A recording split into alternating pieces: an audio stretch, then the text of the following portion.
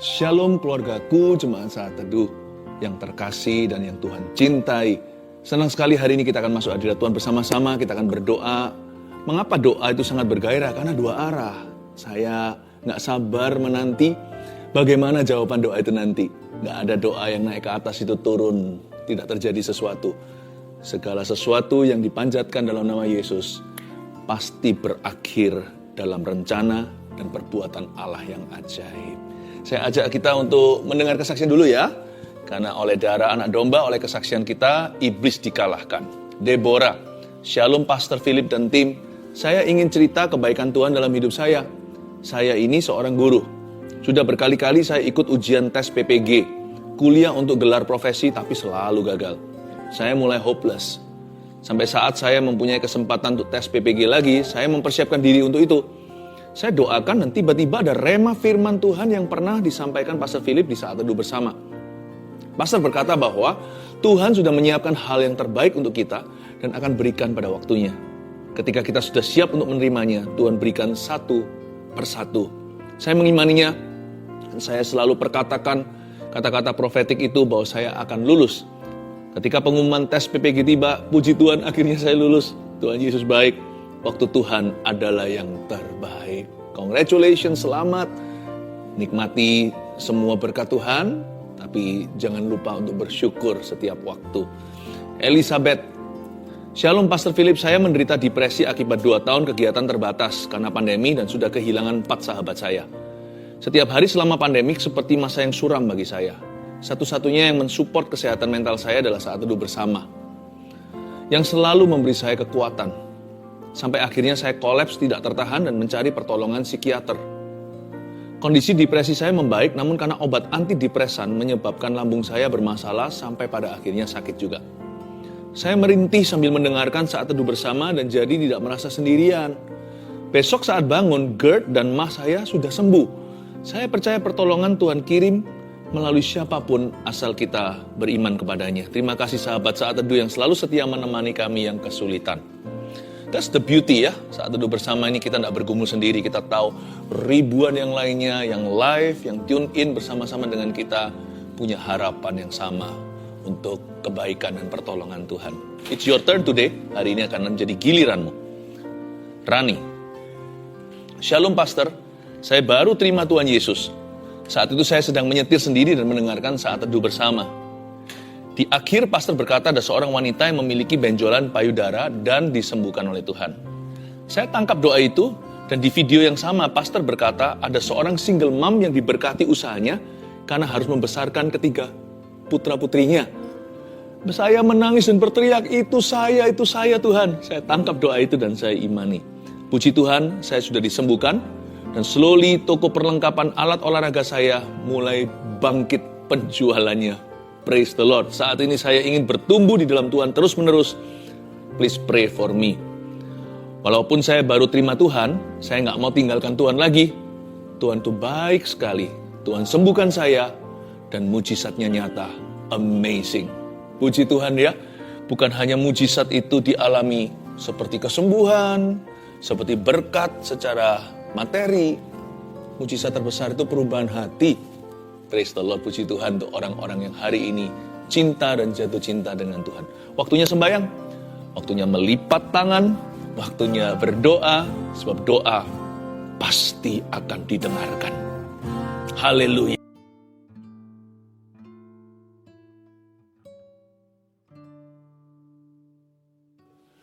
Selamat malam semua, apa kabar? Shalom, shalom. Dan kalau yang nggak live nanti menyaksikan video ini, di jam berapapun Anda menyaksikan ini, Tuhan ada di situ. Ya, kita mulai dengan kesaksian seperti biasanya. Live chat juga sudah buka. Ini kan YouTube Live. Anda bisa sampaikan permohonan doa. Mulai sekarang bisa komunikasi dengan kami. Tim sudah ready. Saya bacakan dulu kesaksian. Ini dari kesaksian saat teduh yang lalu. Yang ini namanya Indah. Bulan Juli salah satu saat teduh, Pastor Philip bernubuat bulan Agustus adalah bulan titik balik. Akan ada deal-deal yang dari Tuhan. Akan ada jabat tangan sebagai tanda kesepakatan. Saat itu saya menerima dengan bingung. Bagaimana caranya ya Tuhan dalam waktu dekat ada rumah kami yang bisa deal. Usaha suami saya di dunia properti pengembang. dan saya adalah agen properti. Akhir Juli kira-kira tanggal 28, ada deal harga dan kami diberi DP salah satu rumah kami. Dan tepat bulan Agustus tanggal 6, kami ada jabat tangan di notaris, transaksi jual beli, seperti yang dinubuatkan Pastor Philip. Kemudian Pastor Philip doa minta perpanjangan waktu sampai bulan September. Dan benar-benar luar biasa Tuhan itu. Di akhir September kami deal harga lagi satu rumah yang lebih kecil. Dan tanggal 12 Oktober kemarin kami jabat tangan sekali lagi di notaris untuk pelunasan rumah. Padahal rumah ini sudah 3 tahun nggak bisa dijual. 3 tahun belum bisa terjual, tapi justru di saat pandemi malah bisa terjual dan cash lagi pembelinya. Dahsyat. Sungguh bersyukur buat apa yang Tuhan berikan kepada kami. Puji Tuhan. Saya senang sekali mendengarkan orang yang bersyukur ya. Tuhan itu baik. Yang ini kesaksian dari tim live chat, tim doanya. Jadi yang melayani nggak dilupakan ternyata. Give, it will come back to you. Ini agak panjang, kesaksian luar biasa. Kira-kira hampir 1 bulan saya sering gatal-gatal di seluruh badan, rasanya nggak enak. Seperti panas, perih, sampai mau garuk-garuk saja. Puncaknya hari Senin, 12 Oktober, tiba-tiba dilekukan tangan seperti pecah-pecah kering. Lalu mulai mengelupas perih, warna merah dan keluar darah dikit-dikit. Lalu di pergelangan tangan kiri dan semua lengan saya seperti ada kulit mengkerut dan berubah warna jadi coklat seperti kulit kering. Lalu tanggal 14 Oktober saya tugas live chat.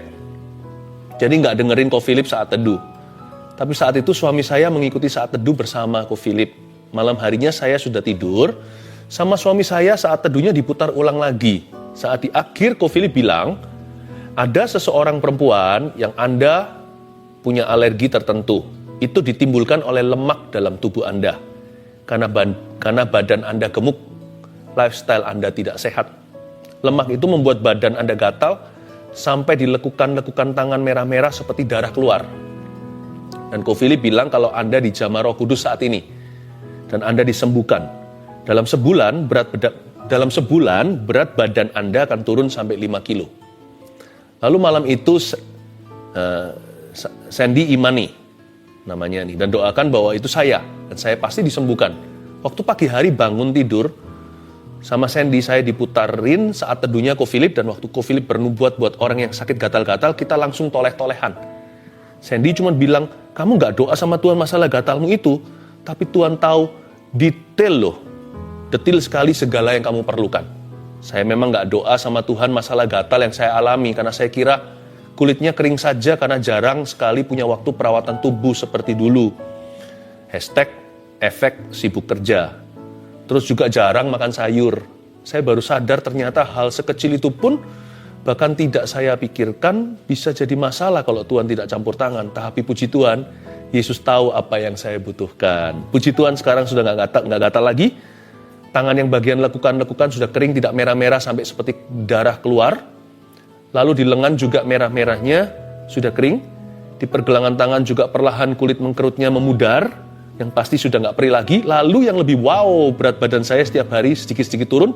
Belum drastis, tapi sekarang sudah 70 sampai 71 kiloan dari yang sebelumnya 76,4 kilo.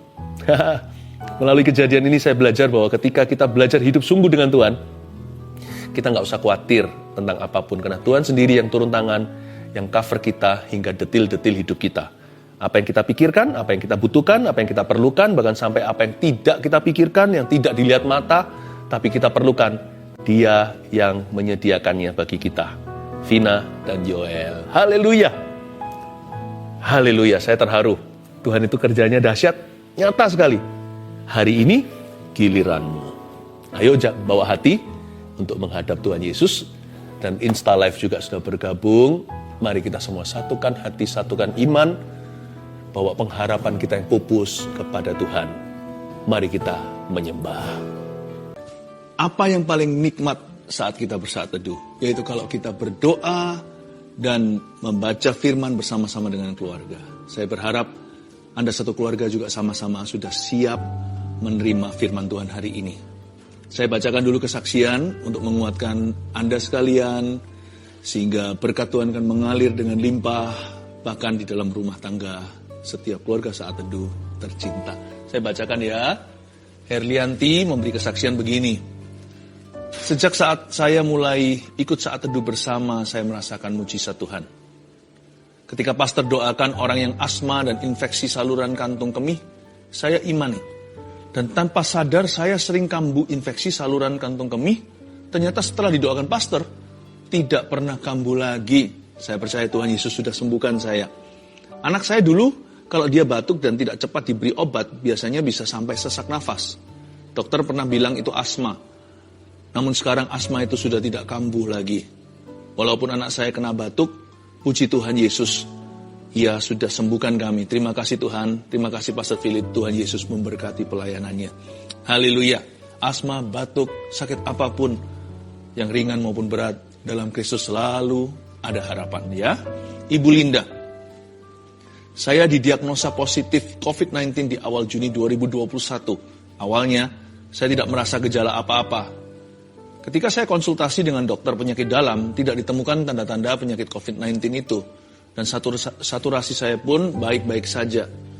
Namun rasa takut dan sakit serupa MAH itu selalu muncul saat subuh.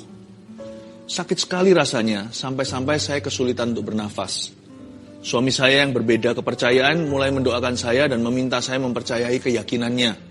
Namun saya menolaknya dan tetap teguh percaya bahwa Tuhan Yesuslah satu-satunya juru selamat. Suatu hari ketika saat saya menyaksikan saat teduh bersama, Pastor Philip Mantova bernubuat tentang seorang ibu yang minum obat penenang dan obat MAH, ibu itu akan sembuh total. Saya dikuatkan dan beriman bahwa hal itu adalah nubuatan untuk saya. Semenjak hari itu, rasa sakit dan kekhawatiran berlebihan itu perlahan-lahan hilang. Dan saya sudah jarang minum obat lagi. Jiwa saya makin dikuatkan, terutama melalui persekutuan dalam CG. CG di sini cell group ya. Banyak orang memiliki masalah jauh lebih pelik dari saya, tapi kami semua dapat tetap saling menguatkan. Saya percaya hanya Tuhanlah andalan saya. Haleluya. Bukan hanya disembuhkan, tapi juga memperoleh komunitas rohani yang saling menunjang. Puji Tuhan ya, saya berdoa juga keluarga Saat Teduh tidak ada satupun yang yatim piatu rohani. Semua akan menemukannya.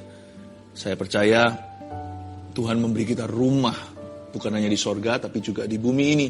Yaitu saudara seiman yang peduli. Elita Siregar. Shalom, saya seorang ibu rumah tangga yang selama 10 tahun dipercayakan Tuhan merawat seorang anak cerebral palsy. Selama 10 tahun itu pula saya terus melanjutkan kuliah. Bukan untuk berkarier, melainkan untuk meneliti anak saya. Pada 7 Juli 2021, anak saya meninggal. Saya hampir depresi. Saya merasa semua yang saya lakukan dan harapkan sia-sia dan ingin mati menyusul anak saya. Dalam kedukaan yang dalam tanpa sengaja tayangan ulang siaran Saat Teduh bersama tentang bebas dari depresi muncul di YouTube. Saya skip, tapi muncul lagi dan lagi. Tanpa minat saya klik dan menonton tayangan itu. Di luar dugaan, firman yang disampaikan saat itu mengubah sikap hati saya. Saya kembali bangkit karena Tuhan belum selesai dengan saya. Kemudian saya ikut ujian CPNS pada tanggal 25 Desember 2021 dan dinyatakan lulus sebagai dosen di salah satu universitas negeri di Depok, Jawa Barat. Saat ini saya yang dahulu hanya seorang ibu rumah tangga telah mulai mengajar di tempat yang baru dan hingga saat ini saya adalah jemaat Saat Teduh bersama Pastor Philip. Haleluya. Puji Tuhan ya, saya hatinya berbunga-bunga kalau mendengarkan kesaksian seperti ini. Ingin segera mencium kaki Yesus dan berkata terima kasih, semua adalah karena perbuatanmu. Kalau orang lain ditolong, keluarga kita juga. Mari kita masuk ke hadirat Allah. Come on guys, let's worship Jesus together. Setiap Rabu dan Sabtu kami diberi kesempatan, ya Tuhan, untuk bersama-sama menghadap Tuhan dan berjumpa muka dengan muka sekalipun mata kami tidak melihat Tuhan. Tapi kami melihat Tuhan dengan iman, percaya bahwa doa kami tidaklah hambar, tidak hampa, tidak sia-sia. Segala yang naik pasti akan turun ke bawah. Ada tangga kepada anak manusia, yaitu anak Allah di sorga. Di mana malaikatmu naik turun Tuhan membawa jawaban doa. Kami percaya doa kami didengarkan. Sampaikan sabdamu, sembunyikan hambamu di balik salibmu. Berkati keluarga besar Saat Teduh bersama. Dalam nama Yesus. Amin. Puji Tuhan. Saya sangat-sangat excited, selalu semangat kalau masuk hadirat Tuhan karena nggak pernah keluar orang yang sama. Tuhan itu selalu memberi bekal barang siapa yang masuk hadiratnya, siapa yang mencari wajahnya sungguh-sungguh, orang itu mendapat upah, kata firman Tuhan di kitab Ibrani. Upah itu tidak tentu materi, tetapi pasti ada jawaban dari Tuhan. Tuhan itu memuaskan hati dan jiwa kita. Jangan lupa untuk subscribe juga, supaya terus kita bisa memberi Anda makan rohani. Saya percaya setiap firman Tuhan itu akan menuntun dan akan menjadi pelita bagi kaki keluarga Saat Teduh dalam kehidupan sehari-hari. Dan hari ini saya mau touch on the topic of prayer. Saya mau jamah topik tentang doa. Dengan judul doa yang didengarkan, buka di Markus pasal 10 ayat yang ke-46 sampai 52. Ini kasus Yesus menyembuhkan Bartimeus. Di dalamnya kita bisa melihat bagaimana doa, karena di dalam sini ada adegan doa Bartimeus berseru-seru. Yesus itu nggak pernah abaikan orang yang sungguh-sungguh. Yesus menyembuhkan Bartimeus, kita akan pelajari doa yang didengarkan itu seperti apa. Ayat 46, lalu tibalah Yesus dan murid-muridnya di Yeriko, dan ketika Yesus keluar dari Yeriko bersama-sama dengan murid-muridnya dan orang banyak yang berbondong-bondong, ada seorang pengemis yang buta bernama Bartimeus, anak Timeus, duduk di pinggir jalan. Ketika didengarnya bahwa itu adalah Yesus orang Nazaret, mulailah ia berseru, Yesus anak Daud, kasihanilah aku. Banyak orang menegurnya supaya ia diam. Namun semakin keras ia berseru, anak Daud, kasihanilah aku. Lalu Yesus berhenti dan berkata, panggillah dia. Mereka memanggil orang buta itu dan berkata kepadanya, kuatkan hatimu, berdirilah, ia memanggil engkau. Lalu ia menanggalkan jubahnya, ia segera berdiri dan pergi mendapatkan Yesus. Tanya Yesus kepadanya, apa yang kau kehendaki supaya aku perbuat bagimu? Jawab orang buta itu, Rabuni, supaya aku dapat melihat. Lalu kata Yesus kepadanya, pergilah, imanmu telah menyelamatkan engkau. Pada saat itu juga melihatlah ia, lalu ia mengikuti Yesus dalam perjalanannya. Apa sih yang Tuhan cari pada sebuah doa? Meskipun Bartimeus waktu itu ketemu Yesus secara fisik muka dengan muka, sebenarnya dengan Tuhan tidak berjarak. Hari ini sama halnya atau sepadan. Meskipun kita nggak melihat Yesus secara fisik, iman itu membuat Yesus tidak lagi terbatas. Tidak ada batas waktu, tidak ada batas tempat, tidak ada batas jarak. Kalau kita percaya kepada Tuhan, Tuhan hadir di depan kita, di dekat kita, seperti waktu itu Yesus berada di dekat Bartimeus. Apa yang Tuhan cari pada sebuah doa? Kita lihat ayat 46, lalu tibalah Yesus dan murid-muridnya di Yeriko. Yesus dalam perjalanan sama murid-muridnya 12. Tibalah Yesus beserta murid-murid itu di Yeriko. Nah, yang saya ingin untuk ceritakan sama Anda adalah cerita sebelum Yesus sampai ke Yeriko itu terjadi perdebatan seru antara 12 rasul atau murid-muridnya. Mereka semua lagi berebut tahta. Mereka berdebat di antara mereka siapa yang terbesar di antara para rasul atau murid itu. Bahkan ada permintaan supaya suatu hari mereka bisa duduk di tahta Yesus, duduk di singgasana di sebelah kiri dan sebelah kanan turut memerintah. Wah, buat ngamuk yang lainnya. Apa-apaan kamu kayak gitu. Kenapa kita itu sesama murid Yesus saling mendahului? Waduh, keruh. Dalam kondisi seperti itu baru reda Yesus dan murid-muridnya tiba. Kemudian ketika Yesus keluar dari Yeriko bersama dengan murid-muridnya dan orang banyak berbondong-bondong, ada seorang pengemis yang buta bernama Bartimeus, anak Timeus, duduk di pinggir jalan. Lucu ya? Mereka sedang memperjuangkan posisi.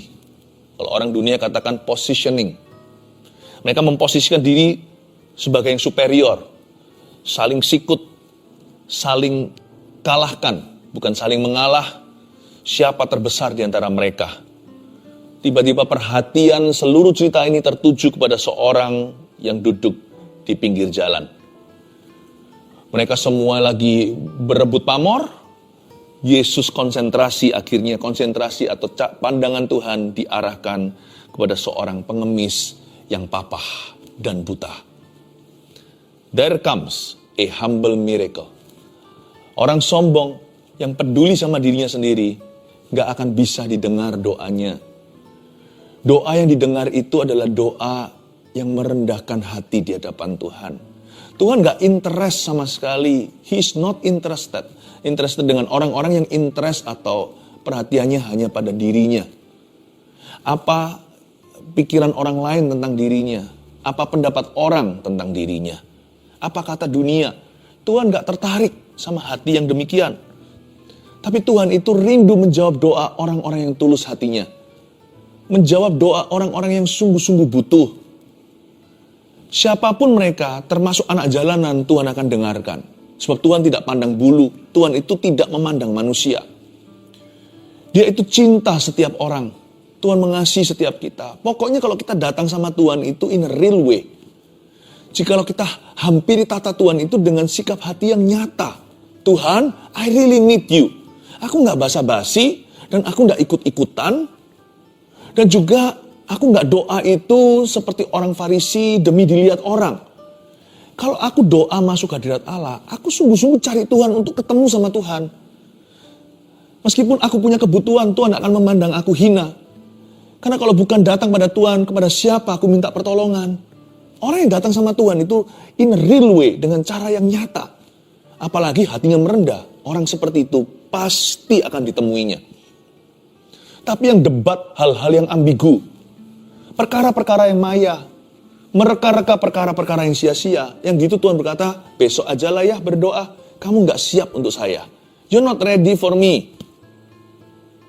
Ya. Kenapa kita gak berdoa? Kenapa kita juga merasa susah untuk berdoa? Bukan karena kita harus layak dulu baru kita bisa sembahyang. Kalau gitu gak ada satu orang pun bisa masuk ke dalam hadirat Tuhan. Doa itu perlu konsentrasi. Doa itu fokus ke Yesus. Karena itu siapa yang dalam kondisi terpuruk sekalipun, asal dia tulus cari Yesus, jangan tunda. Anda bisa sekarang juga masuk hadirat Allah. Nggak usah tunggu layak dulu. Waktu masuk nanti, Anda akan dilayakkan oleh Tuhan, oleh darah Yesus yang ajaib itu. There comes a humble miracle. Tiba-tiba seluruh fokus ini shifted. Bergeser pada seorang pengemis di jalanan yang bernama Bartimeus. Ketika didengarnya yang 47 bahwa itu adalah Yesus orang Nazaret, mulailah ia berseru. Ini bagus. Sebelum Bartimeus berseru kepada Yesus, dia sudah dengar-dengaran. Meskipun dia buta kan dia nggak tuli.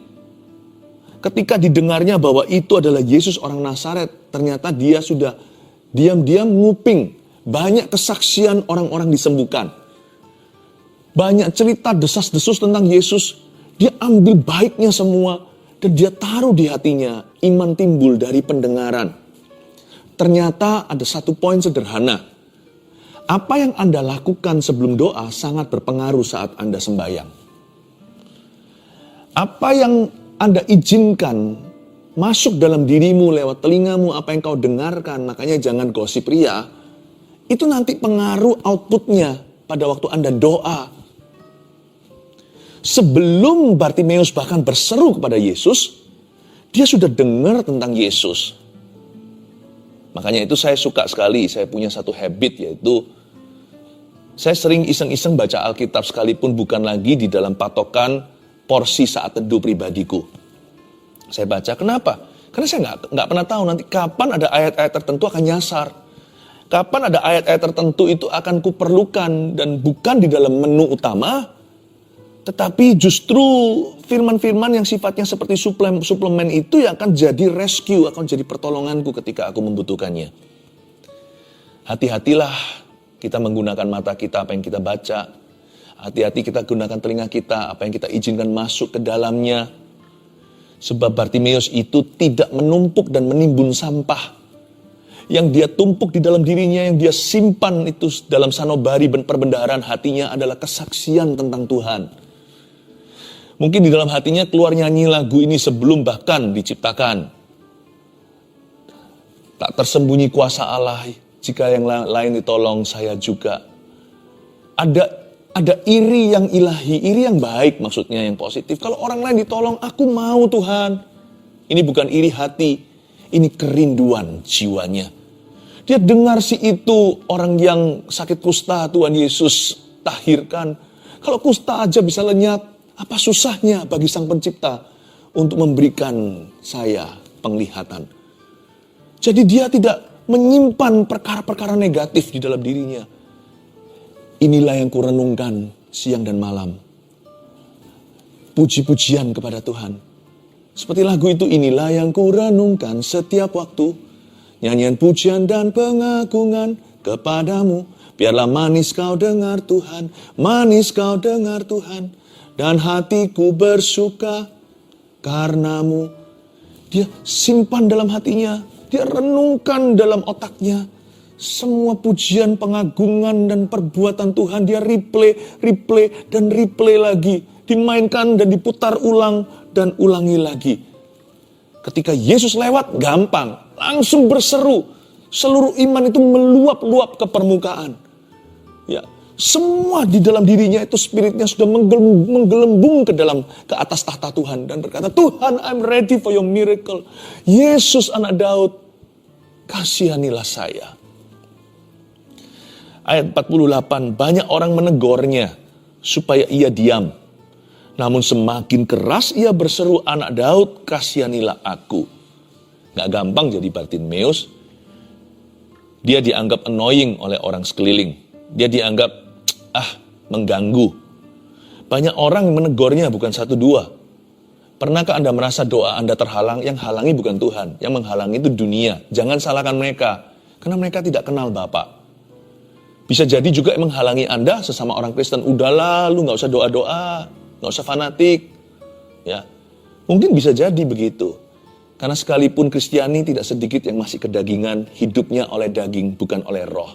Hidup berdasarkan pikiran manusia yang mati. Jangan salahkan mereka. Mereka sendiri masih membutuhkan terobosan.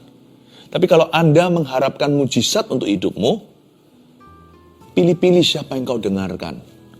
Banyak orang menegurnya supaya ia diam. Untung ayat ini tidak berhenti di sini.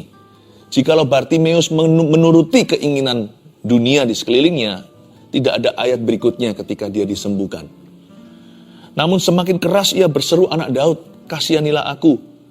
Meskipun Bartimeus itu rendah hati, dia tidak datang ke tahta Tuhan dengan menuntut-nuntut. Dia tidak menghadapi Yesus dengan ngomel-ngomel, lalu kecewa sama Tuhan. Bagaimana kita bisa mengalami kebaikannya? Ada orang-orang yang berdoanya gini sikap hatinya. Kenapa Tuhan? Kenapa aku melayanimu, kau izinkan ini? Kenapa aku mengasihimu? Kok berakhir begini? Kita tidak bisa serbu tata Allah dengan tuduhan-tuduhan. Kalau kita mau doanya didengar, ambil arus bawah. Arus bawah itu hamba. Kita nggak bisa menghampiri Tuhan dengan sok-sokan. Bahkan meskipun kita merasa berhak untuk menyalahkan Allah, tapi sebenarnya kalau dilihat dan berkaca, kita semua ini orang berdosa, layak apa? Karena itu kalau doa kita mau didengar, ambil arus bawah. Ambil arus bawah seperti Bartimeus ini. Anak Daud, have mercy on me. Dia tidak appeal, dia tidak menuntut Tuhan berdasarkan hukum Taurat. Kalau gitu dia pasti akan gagal. Kalau kita mau hitung-hitungan sama Tuhan, kita semua itu yang salah, Tuhan itu yang benar. Kalau kita mau sama Tuhan itu adu mulut, nanti kalau Tuhan tanya sesuatu, Anda nggak bisa jawab. Kita tanya Tuhan, pasti ada jawabannya.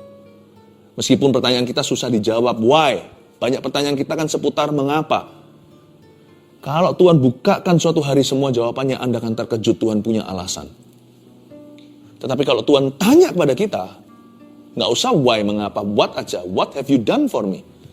Apa yang telah kau lakukan untuk aku? Atau lebih tepatnya, apa yang telah kau lakukan untuk membuatmu layak menuntut itu dari aku? Apa yang membuatmu merasa begitu layak di depanku seperti setara dengan Tuhanmu, lalu menudingkan jari dan tangan wajahnya ke arah tata dan berkata, Tuhan tidak fair atau Tuhan tidak adil sama saya. Kalau Tuhan buka semua dosa kita, matilah kita. Kita akan bungkam 1000 kata, masuk penjara dan lautan api neraka. Jangan pernah beradu dengan Tuhan. Karena kita nggak akan menang. Karena kita yang salah, kita ini jatuh dalam dosa. Tuhan itu mati untuk dosa kita. Udah kalah skornya. Kalau kita mau mendapatkan belas kasihannya hingga mujizatnya, ambil arus bawah. Merendah. Seperti Bartimeus, gak seperti 12 rasul yang berdebat siapa yang terbesar. Mereka sudah jadi kacang lupa kulitnya. Mari kita meneladani Bartimeus, bukan Petrus. Mari kita teladani Bartimeus, bukan Yohanes dan Yakobus. Mereka berantem. Tapi Tuhan tunjukkan bahwa belas kasihan Tuhan hanyalah bagi orang yang rendah hati. Yang sombong biar debat dulu sampai capek, nanti datang sini bertobat. Tapi yang rendah hati langsung diperhatikan oleh Tuhan. Mari kita belajar dari Bartimeus. Sekalipun dia itu ambil arus bawah, dia merendah. Namun orang ini berotot rohani baja. Ya, kenapa? Semua orang menegurnya supaya dia diam, namun semakin keras ia berseru, anak Daud, kasihanilah aku. Siapa bilang orang rendah hati itu lembek? Kita bisa ambil arus bawah, but we could be the most determined person in the whole world. Kita bisa menjadi orang yang paling tekadnya paling bulat ketika berdoa. Ya. Iman itu nggak usah angkuh. Iman itu konsisten dengan permintaan. Kalau Anda minta sesuatu sama Tuhan dan Anda tahu itu adalah janji Tuhan dalam hidupmu, Anda konsisten. Nggak usah marah-marah sama Tuhan, ambil arus bawah sikap hatinya. Tapi doanya tidak pelin-pelan. Paham maksud saya? Ambil arus bawah, merendah, tapi permohonannya tetap. Meskipun dia itu di hadapan Tuhan itu lemah lembut, Lord have mercy on me, ampuni aku tidak layak padamu. Tapi imannya teguh, aku tahu aku akan sembuh. Aku tahu Tuhan akan dengarkan aku. Aku tahu Tuhan akan melayakkan saya. I admire this person. Bartimeus ini. Banyak orang menegurnya, malah dia semakin keras berseru pada Tuhan. Lalu Yesus berhenti, ayat 49 dia kan? Dan berkata, panggillah dia. Mereka memanggil orang buta itu dan berkata kepadanya, kuatkan hatimu, berdirilah, ia memanggil engkau. Kalimat ini mubasir menurut saya. Orang banyak tiba-tiba berubah pendapat. Tadinya berkata, diam, sekarang berkata, kuatkan hatimu. Kadang-kadang kita berpikir begini ya, orang itu maunya gimana ya? Waktu kita terpuruk, mungkin ada teman-teman kita yang berkata, mungkin kamu lagi berdoa, mungkin kamu dosa, Tuhan sedang menghukummu. Padahal kita tahu di hati kita, hubungan kita dengan Tuhan dalam kondisi yang sangat baik. Meskipun kita tidak mengerti kenapa Tuhan izinkan hal-hal tertentu. Tapi waktu kita mengalami mujizat dan kemenangan, orang yang sama yang berkata, mungkin kamu perlu bertobat, langsung aja menyaut dan berseru, puji Tuhan, Tuhan itu baik dalam hidupmu. Manusia itu selalu berubah-ubah. Orang yang sama berkata, Hosana, Hosana, berteriak begitu, esok hari langsung seruannya ganti, salibkan dia, salibkan dia. Kalau kita mengikuti opini manusia, tidak akan ada akhirnya. Makanya itu penting sekali untuk kita punya keyakinan yang kokoh. Kita punya kesaksian roh. Miliki iman yang tidak pelin-pelan. Dan orang-orang berkata, kuatkan hatimu, berdirilah, ia memanggil engkau. Langsung diresponi begini di ayat yang ke-50. Lalu ia menanggalkan jubahnya. Ia segera berdiri dan pergi mendapatkan Yesus. Bartimeus tidak bisu. Bisa aja dia berkata, oke, aku akan lakukan itu. Dia tidak menjawab orang-orang ini.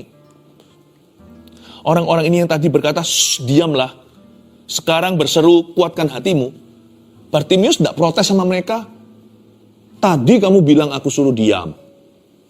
Sekarang kamu bilang, Tuhan memanggilku, kuatkan hatiku. Tadi kamu yang melemahkan.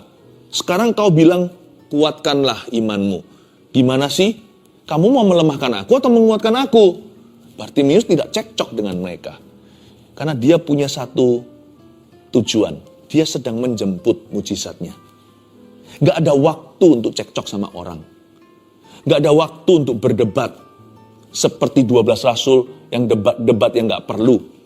Bartimeus gak punya waktu. Waktu orang-orang itu berkata, kuatkan hatimu.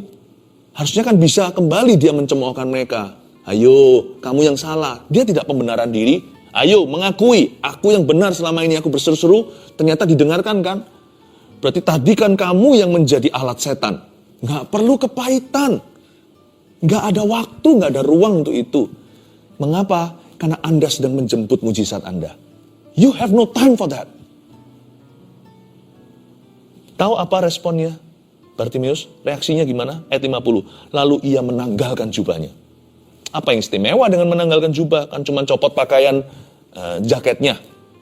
Ada keistimewaan zaman itu, orang buta, handicap atau yang cacat dikasih jaket, dikasih bukan jaket lah, dikasih sebuah jubah. Orang lihat jubah itu tahu bahwa orang itu adalah orang yang cacat, orang yang punya kebutuhan fisik secara khusus. Misalnya hari ini ada tanda seperti orang duduk di kursi roda. Kalau Anda lihat misalkan di toilet, ya di toilet ketika mau ke belakang, di mall juga ada pria, ada wanita, lalu ada yang untuk orang cacat. Biasanya ada pegangannya untuk mereka berdiri bisa bertumpu. Demikian pula mobil, khususnya di luar negeri, selalu disediakan di dekat pintu utama tempat orang cacat dengan gambar simple sederhana seperti orang di kursi roda. Dan tidak boleh sembarang mobil bisa masuk ke situ, nanti bisa diangkat secara paksa oleh pemerintah daerah. Tapi tempat mobil itu yang boleh di sana hanyalah mobil yang punya tanda yang sama. Bahwa ditaruh di tanda di dashboardnya, taruh di spionnya. Memang ini mobilnya orang cacat dengan lambang yang sama. Demikianlah tujuan jubah. Jubah itu pada Bartimeus untuk menunjukkan bahwa dia orang yang butuh pertolongan. Tapi sama dia langsung ditanggalkan jubahnya. Dia tahu bahwa setelah dia pergi ke Yesus, menjemput mujizatnya, dia tidak akan cacat lagi. Dia tidak akan buta lagi. Dia akan melihat. Gak ada waktu untuk cekcok sama dunia. Gak ada waktu untuk kepahitan. Gak ada waktu untuk mengeluh. Bartimeus langsung menanggalkan jubah handicapnya. Menjemput mujizatnya. Tapi anehnya ayat 51 kok malah ditanya sama Yesus. Tanya Yesus kepadanya, apa yang kau kehendaki supaya aku perbuat bagimu? Bukannya Yesus maha tahu. Jangankan maha tahu. Kalau kita aja di posisi Yesus, kita juga akan tahu. Wong dia datangnya dengan meraba-raba begini kok. Udah gak usah ditanya. Dia mau apa udah jelas sekali. Dia mau melihat. Kenapa Yesus masih tanya? Tanya Yesus kepadanya, apa yang kau kehendaki supaya aku perbuat bagimu? Tuhan ajari kita berdoa. Doa itu bisa mulainya umum, general. Tapi doa harus berakhir spesifik. Kita harus tahu kita mau apa.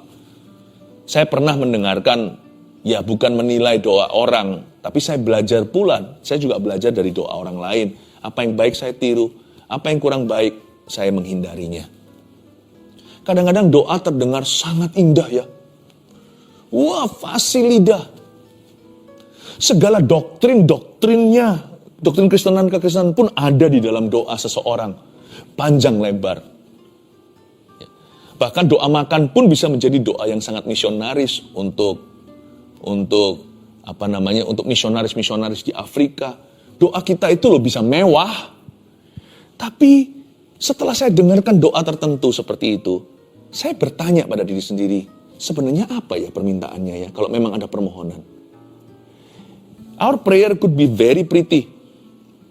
Could sound very righteous. Yet so pointless. Doa kita bisa begitu benar kedengaran, tetapi tanpa tujuan. Betul, doa yang sifatnya memuji Tuhan tidak minta-minta. Doa yang menyembah, gak memohon-mohon, saya tahu. Tapi ketika masuk ke departemen meminta sesuatu, Yesus berkata, mintalah kamu akan diberikan, carilah kamu akan mendapat. Kamu akan menemukan, ketoklah pintu akan dibukakan. When it's time to ask, be clear what you're asking for. Ketika waktunya untuk meminta, pastikan jelas apa yang kau mohonkan. Minta dengan tegas. Apa yang Anda inginkan. Jangan-jangan kita sendiri gak jelas sama diri sendiri. Aku ini maunya apa ya? Gak menentu. Tapi Yesus tanya sama dia, apa yang kau kehendaki supaya aku perbuat bagimu? Jawab orang buta itu, Rabuni, supaya aku dapat melihat. Kata Rabuni itu lebih dari kata Rabi. Rabuni di sini itu melampaui sekedar guru. Rabuni ini punya arti Lord, Master, Tuanku, Tuhanku. Luar biasa iman orang ini. Semua orang lain masih merasa Yesus hanya anak tukang kayu. Atau dia hanyalah seorang rabi yang sakti bisa menyembuhkan segala. Tapi Bartimeus sudah nyebut dia anak Daud. Padahal ahli Taurat orang Farisi semua menyangkali. Mana ada Yang namanya Mesias itu dalam nubuatan keluar dari Nazaret, kota hina. Tapi dia bisa mengakui, engkau anak Daud. Dia mengakui engkau Mesias. Lebih dari itu, Bartimius tunduk pada Yesus sebelum dia sembuh. Ada mujizat? Enggak ada garansi atau jaminan. Tapi dia terlebih dulu menuhankan Yesus. Dia berkata, Rabuni, you are my Lord, my Master. No matter what, apapun terjadi, engkaulah Tuhanku. Engkaulah Allahku, engkaulah Rajaku. Lalu jawab orang buta itu, tidak basa-basi, supaya aku dapat melihat.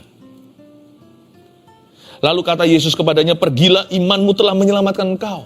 Dari sini kita tahu kan, Yesus tidak menyebut itu iman waktu dia masih seru-seru, kasihani aku.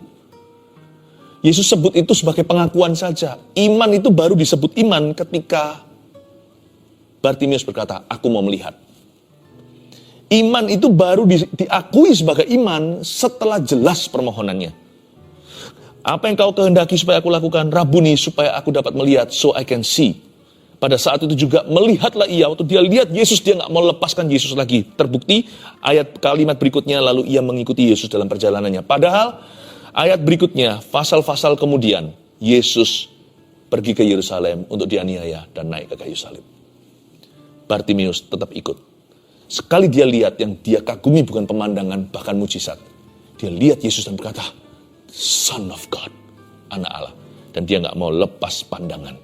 Sejak hari itu, dia mengikuti Tuhan. Saya gak tahu, Bartimius tidak ada ceritanya lagi.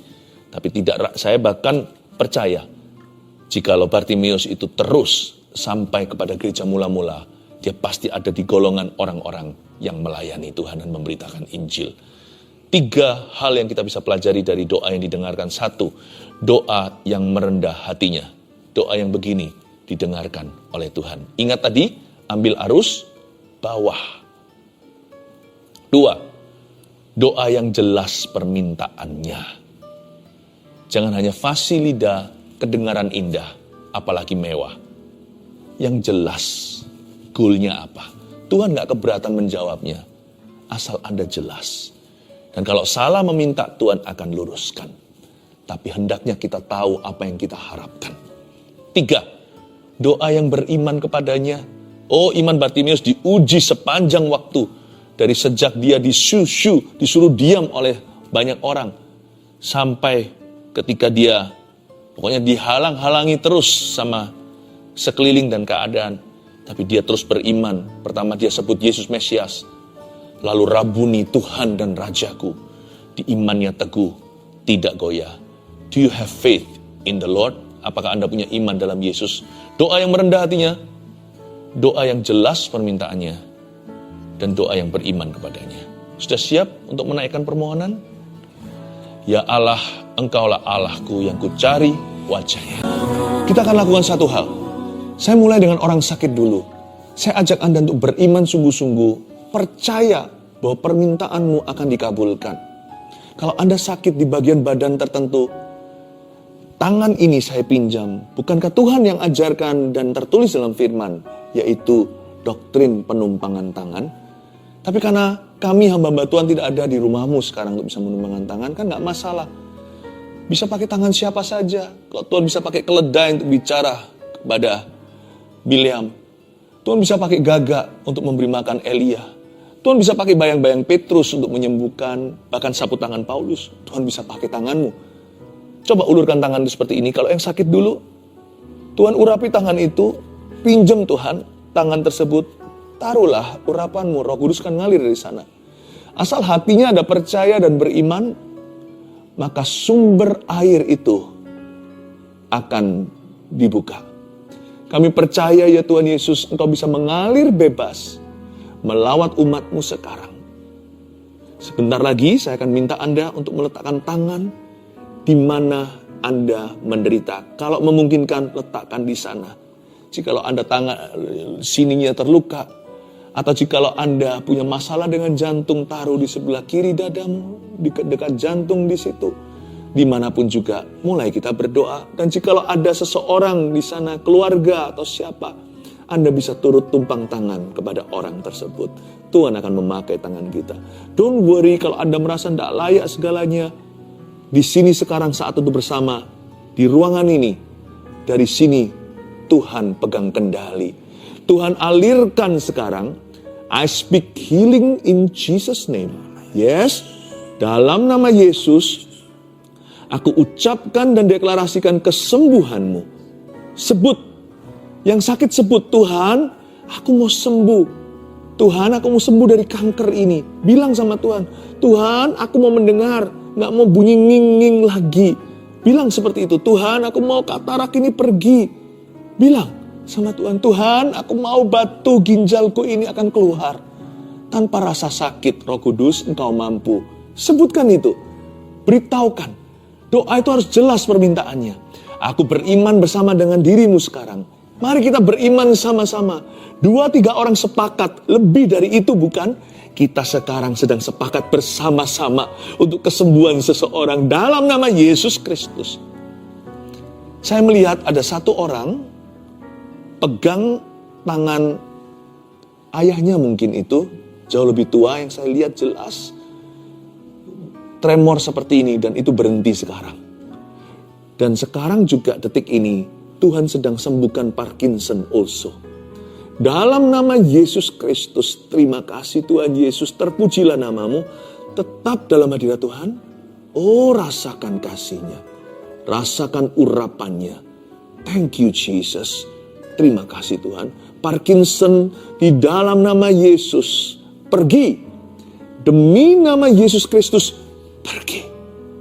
Terima kasih Tuhan Yesus, terpujilah namamu. Welcome di saat teduh yang sudah dinanti-nantikan semua orang. Hari ini kita mau masuk hadirat Tuhan, minta Tuhan menguji hati kita. Sehingga hati kita senantiasa dibersihkannya. Sebelumnya saya bacakan kesaksian terlebih dahulu untuk menguatkan iman setiap orang yang bergumul dengan sesuatu. Yang ini dari Jasmine di New York. Shalom Pastor Philip dan tim. Saya tinggal di New York hampir 10 tahun bersama keluarga. Di sini saya pelajar dan mengambil sekolah kedokteran. 2 tahun terakhir ini adalah masa yang sangat sulit untuk saya karena nilai ujian screening untuk masuk sekolah kurang baik. Dari apply sekian banyak sekolah, saya tidak dapat interview. Saya merasa lelah dan mau menyerah untuk menjadi dokter. Tapi Tuhan Yesus kita sangat baik dan selalu tepat waktu di dalam bekerja. Di salah satu saat teduh Pastor Philip di awal tahun ini, saya dengar bahwa ada anak yang akan masuk sekolah kedokteran. Pastor Philip bilang untuk coba lagi dan jangan menyerah. Pastor juga bilang, selamat, Anda akan menjadi dokter. Di saat itu hati saya tergerak untuk berdoa dan meminta, serta mengimani bahwa itu juga rencana Tuhan Yesus untuk saya. Singkat cerita, saya sudah diinterview dan diterima di sekolah kedokteran di Amerika 1 bulan yang lalu dengan beasiswa yang cukup besar. Lalu ada lambang smile-nya. Tuhan Yesus sungguh sangat baik, bisa menyampaikan isi hatinya lewat Pastor Philip. Terima kasih Pastor dan tim GMS. Semoga kesaksian ini bisa menguatkan para pelajar yang mau merintis karirnya. Tuhan Yesus selalu punya rencana yang baik dan Dia selalu tepat waktu. Amin. Senang ya? Nah, nanti kalau sudah jadi dokter, gak boleh lupa sama Tuhan. Selalu lakukan kehendak Tuhan melalui profesi Anda. Elizabeth, bulan Desember saya mengaminkan apa yang saya dengar dari Pastor Philip tentang tiroid yang disembuhkan oleh Tuhan Yesus. Waktu itu hasil ekografi tiroid stadium 4. Karena banyak masalah, saya menunda cek ke dokter spesialis. Tapi saya percaya Tuhan sanggup sembuhkan. Tepatnya tanggal 29 Maret saya akhirnya ke dokter spesialis dan saya melakukan tes scintigraphy pada 6 April di rumah sakit. Puji Tuhan, hasilnya menunjukkan tidak ada tiroid. Semuanya normal. Sungguh tidak berkesudahan. Kasih setia Tuhan. Terima kasih Pastor Philip dan tim atas pelayanannya. Lisa Anggraini. Saya ingin bersaksi tentang kebaikan Tuhan sekitar awal Maret. Saya terserang vertigo yang sangat parah sehingga harus dilarikan ke rumah sakit untuk dirawat sementara. Setelah itu rasa pusing dan sakit di kepala tidak kunjung hilang selama 2 minggu. Saat mendengarkan saat teduh tanggal 13 Maret 2021, Pastor Philip mendoakan agar penyakit vertigo beserta semua gejalanya dipatahkan dan disembuhkan dalam nama Yesus.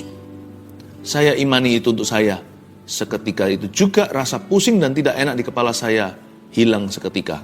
Saya bersyukur tidak pernah kambuh lagi hingga hari ini. Tuhan itu baik. Terima kasih atas pelayanan Pastor beserta seluruh tim. Puji Tuhan, banyak orang mengalami mujizat. Mari kita doakan hari ini giliran Anda yang menanti-nantikannya. Tapi sebelumnya, mari bawa hati kita, biar Tuhan selidiki, biar Tuhan murnikan, dan biar Tuhan menjamahnya. Haleluya. Tablet ini tumbang tangan, tapi sebelumnya saya beritahu apa yang saya rasakan. Saya rasakan ada di antara Anda, tidak sedikit sebenarnya, yang bergumul dengan penolakan manusia. Sebagian disakiti teman, pacarnya, atau ex-nya, bahkan suami atau istrinya. Dan tidak sedikit juga yang berurusan batinnya dengan orang tuanya. Selama ini Anda hanya merasakan kesepian. Yang Anda rasakan ya lumrah sebagai manusia sebelum dengar firman seperti ini. Yang Anda terus rasakan adalah penolakan mereka. Hari ini bertobatlah. Hari ini bertobatlah. Bilang sama Tuhan Yesus, ampuni aku, selama ini aku lihat lubang donatnya.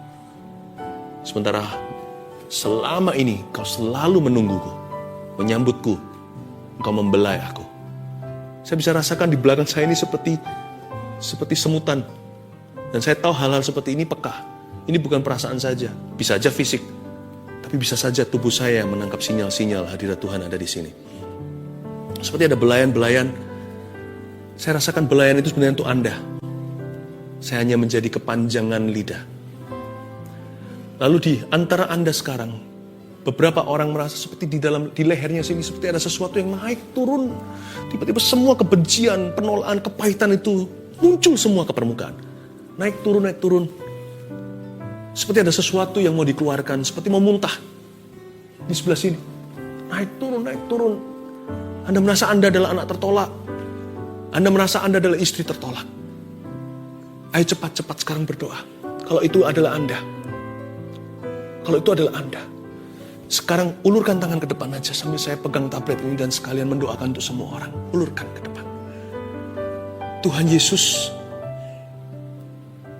Bilang sama saya, Tuhan Yesus, ampuni aku selama ini lihat lubang donatnya. Mulai hari ini yang kurasakan adalah kasih-Mu, bukan penolakan manusia. Yang kurasakan adalah penerimaan Allah. Terima kasih Engkau sayang padaku. Aku tidak mau berhubungan lagi dengan roh kepahitan ini dan roh penolakan ini. Aku putuskan di dalam nama Yesus. Aku perintahkan setiap roh penolakan untuk meninggalkan orang-orang itu sekarang. Di dalam nama Yesus Kristus. Keluar. Di dalam nama Tuhan Yesus Kristus. Tinggalkan orang-orang yang kau jajah bertahun-tahun ini. Kau roh penipu, roh najis, roh kepahitan, roh penolakan yang naik turun di leher orang itu.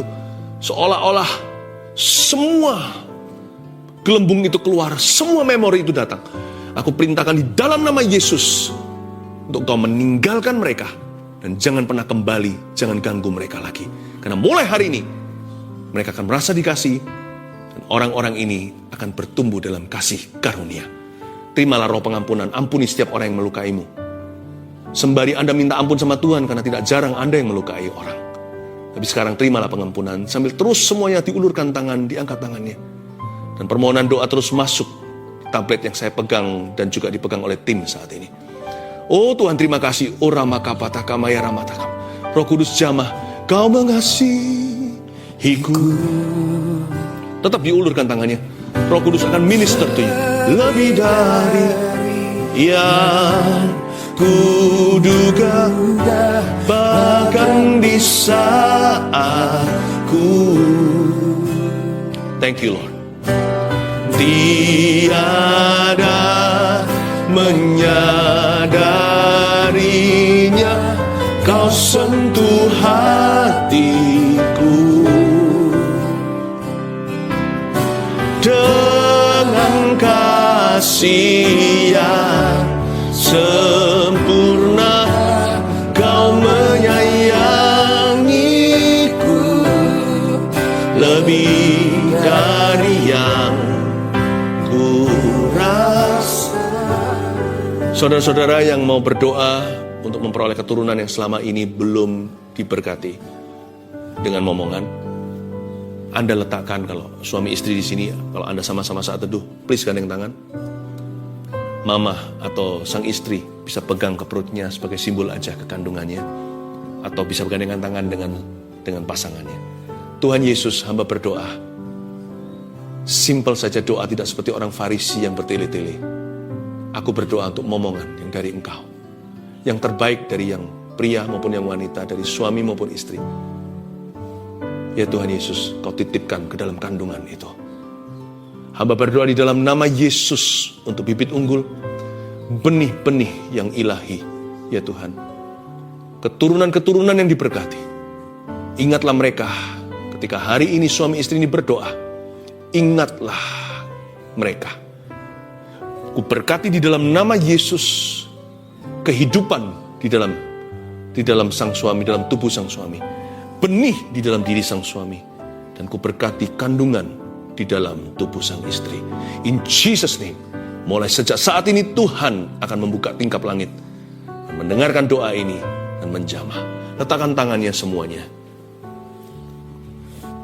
Ada seorang anak yang baru saja ulang tahun 4 tahun. Anda berkata seperti ini, orang tua. Aku percaya nanti ulang tahun ini ada mujizat terjadi. Dia berbicara, tapi sampai sekarang belum berbicara. Waktu kemarin dia ulang tahun. Anda kecewa sekali rasanya kok Tuhan tidak dengarkan doa. No. Yesus datang terlambat untuk membangkitkan 4 hari, ingat. Dia sudah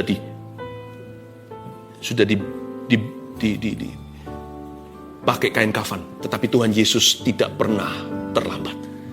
Sejak saat ini saya berdoa di dalam nama Yesus Kristus dan menubuatkan, anak Anda akan berbicara, akan datang waktunya, dia selalu berbicara, sampai-sampai Anda berkata, tolong kasih mama waktu, sebab anak ini akan suka ngoceh, suka cerita, suka ketawa. Terimalah untuk keluarga Anda di dalam nama Tuhan Yesus Kristus. Haleluya. Pohon zaitun itu perlu waktu untuk bertumbuh. Nggak bisa langsung dipetik buahnya. Tapi kalau sudah bertumbuh, dia bisa lama. Pohon ini bisa sampai ratusan atau ribuan tahun. Pohon zaitun ini nggak main-main. Pohon zaitun ini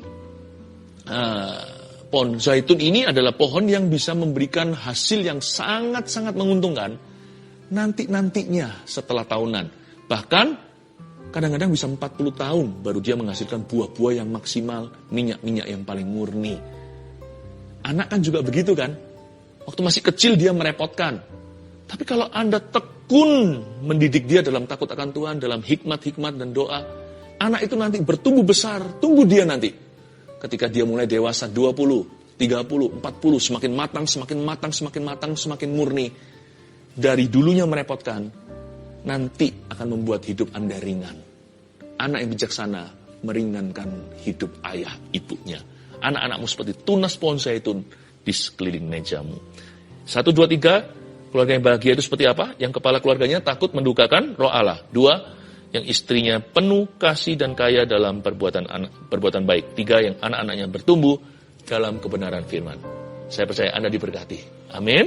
Mari kita sama-sama kembali menghampiri tahta Allah. Haleluya. Saya merasakan dalam roh saya ada sebuah seruan. Saya tahu itu bukan Roh Kudus tapi roh saya. Tapi kalau saya dekat sama Tuhan, saya percaya apa yang diutarakan oleh roh saya pun Tuhan akan dengarkan. Ada kata-kata menjerit begini. Keluarga Saat Teduh kali ini akan berhasil. Untuk keluarga Saat Teduh yang ingin ada program untuk punya anak, dibantu dengan medis, dan bahkan dokternya pun adalah seorang anak Tuhan. Don't worry. Seruan dalam roh saya dengarkan, kali ini akan berhasil. Saya berdoa dalam nama Yesus, Tuhan bisa memberikan lewat mujizat. Tapi kadang-kadang Tuhan memberikan sesuatu yang progresif. Ada waktunya Tuhan memberikan secara supranatural. Juga datang saatnya di waktu kita kadang-kadang sesuatu yang alami terjadi lewat pertolongan. Itu pun pertolongan Tuhan, segala pertolongan itu datang dari Tuhan. Keluarga Saat Teduh yang sedang memprogramkan untuk bayi, kali ini kau akan berhasil. Dalam nama Yesus. Terima kasih Tuhan, semua orang yang mengharapkan anak juga, yang meminta mujizat. Sekarang juga percaya, suami istri yang belum dikaruniai. Tadi waktu saya kasih ilustrasi 9 tahun tadi, ternyata memang ada yang 9 tahun sudah menunggu, belum dapat. Dan Anda yang bukan 9 tahun, Anda bisa sama-sama dompleng iman. Gak apa-apa, kita juga ikut.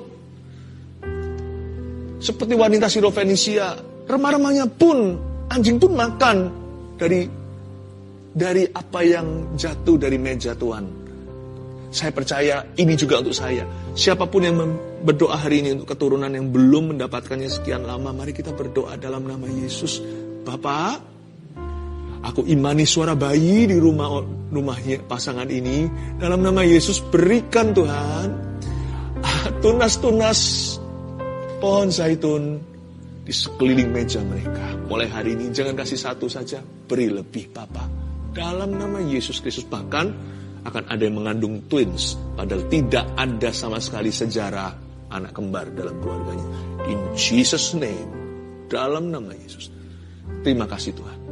Kami mengucap syukur kepadamu. Semua yang memasukkan permohonan-permohonan doa lewat live chat dan komentar di kolom komen, saya berdoa semuanya untuk mengulurkan tangan. Ya, kita sama-sama mengulurkan tangan. Dengan demikian kita seperti bergandeng tangan. Bapak, aku tumpang tangan dalam nama Yesus. Hamba minta ya Tuhan, mujizat yang dinanti-nantikan untuk mereka. Hari inilah hari yang dijadikan Tuhan. Mari kita bersuka cita di dalamnya Tuhan Bapa yang baik. Aku percaya keluarga Saat Teduh masing-masing memperoleh satu rahmat dari Engkau. Hari ini ketika kami Saat Teduh bersama. Kasih satu rahmat, kasih satu berkat. Dalam nama Yesus. Haleluya, haleluya, amin.